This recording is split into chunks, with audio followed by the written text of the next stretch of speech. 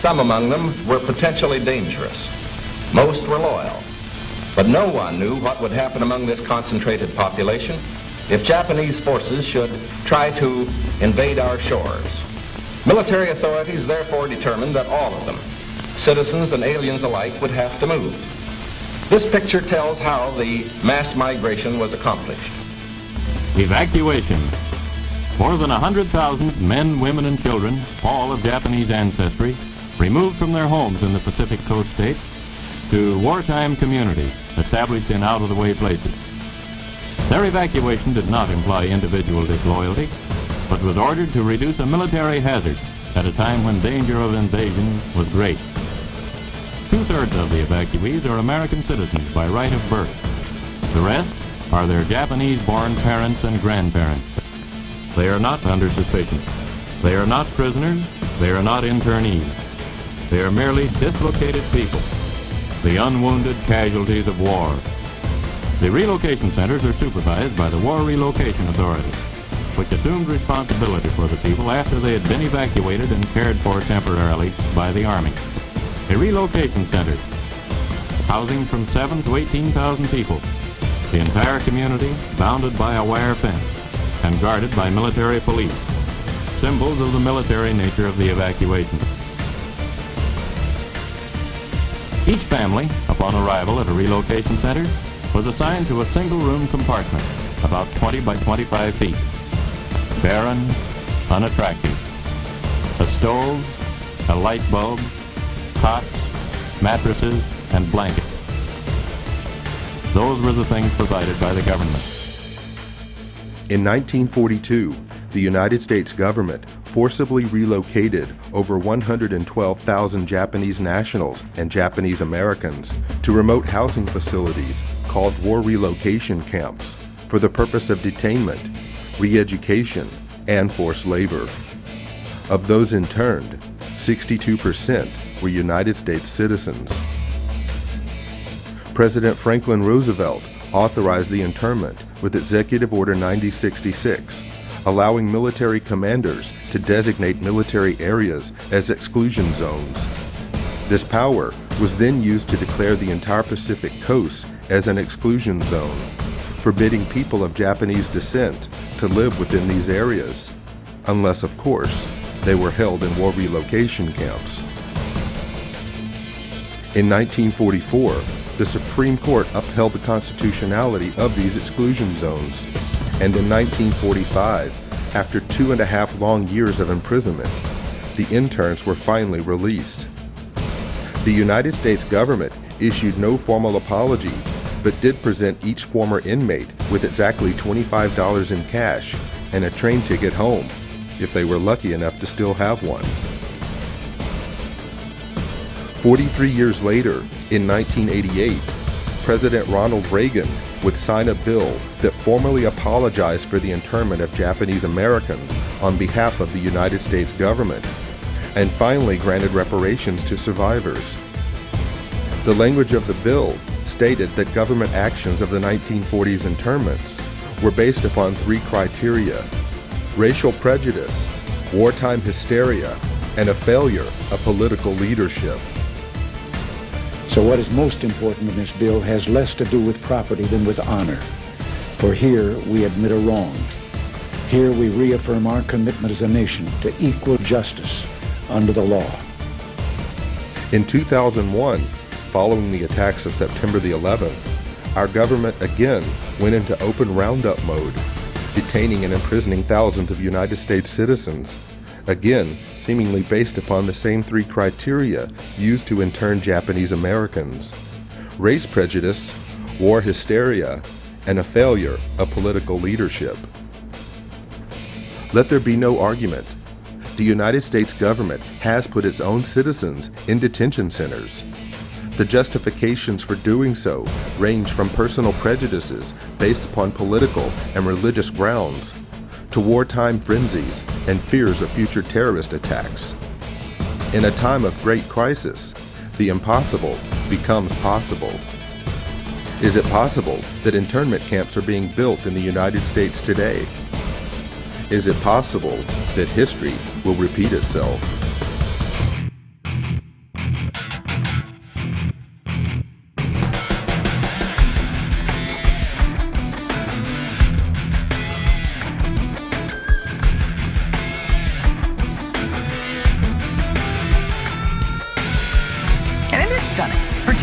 to hear President Obama claim the power to keep people in prison indefinitely with no charges against them, no conviction, no sentence, just imprisonment.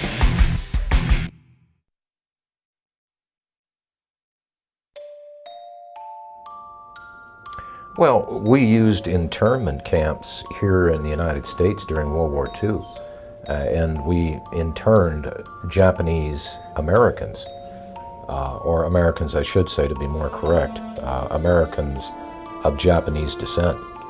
And these people were cordoned off for the duration of the war.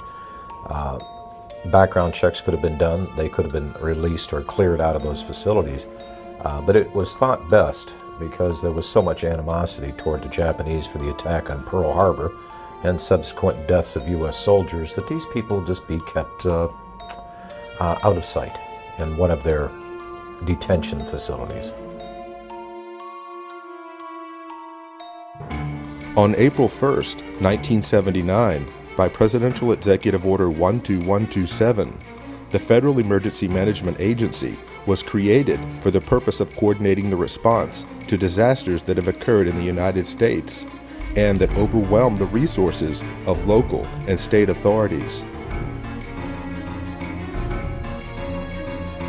Upon its creation, FEMA absorbed the Federal Insurance Administration, the National Fire Prevention and Control Administration, the National Weather Service Community Preparedness Program, as well as several other federal-level preparedness programs. FEMA was also given the responsibility for overseeing the United States Civil Defense, a function which had previously been performed by the DoD's Defense Civil Preparedness Agency. In 2003, FEMA became part of the Department of Homeland Security's Emergency Preparedness and Response Directorate. FEMA follows three simple directives. 1. National emergency recovery. 2. Continuity of government. And 3. Combating perceived threats to the existing social and political order.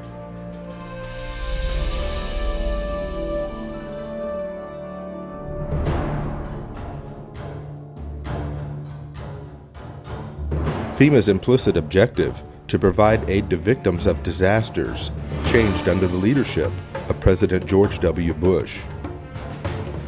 Although some may argue, prior to the Bush administration, FEMA's reaction time for responding to and the handling of national emergencies was beginning to improve.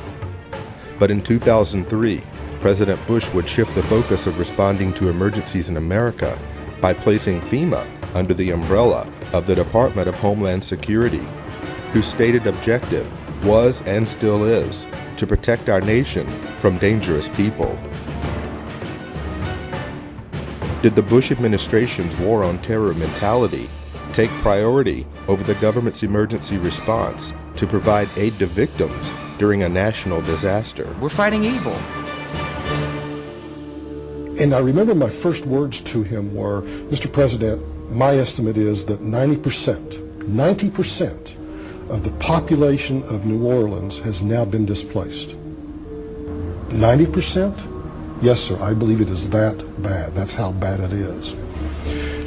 I really thought that would get just the whole mechanism of the federal government to come charging in, is once again this mentality that it's a natural disaster. It's a hurricane. It's not Al-Qaeda. The most important job of government is to protect the homeland. In the midst of a searing heat wave, Jefferson County residents lined up in their cars for food and water, wondering what took so long. Slow. Everything is slow. The man who runs the county, Judge Carl Griffith, agrees, and in a meeting with President Bush this morning said FEMA's delivery of relief supplies was unacceptably slow. To save American lives, we must be able to act fast. A real distrust of the federal government, especially with the levee system, because now the Army Corps has pushed that date back now to 2011. It was supposed to be up by 2010. As requests for emergency assistance poured in after Hurricane Katrina, one applicant listed this as his address, the Greenwood Cemetery in New Orleans. FEMA promptly issued a check for $2,358 for rental assistance. That's just one of thousands of examples of alleged fraud and abuse described in a new report by the investigative arm of Congress cost to taxpayers about $1 billion. The examples are so egregious that what they tell us is that FEMA didn't perform even basic checks to safeguard taxpayers' money. Well, today the outrage spread to Congress where House members accuse FEMA of a cover-up. 2 years after Katrina, 76,000 FEMA trailers are still being used to house families who lost their homes. Many of the trailers have high levels of formaldehyde,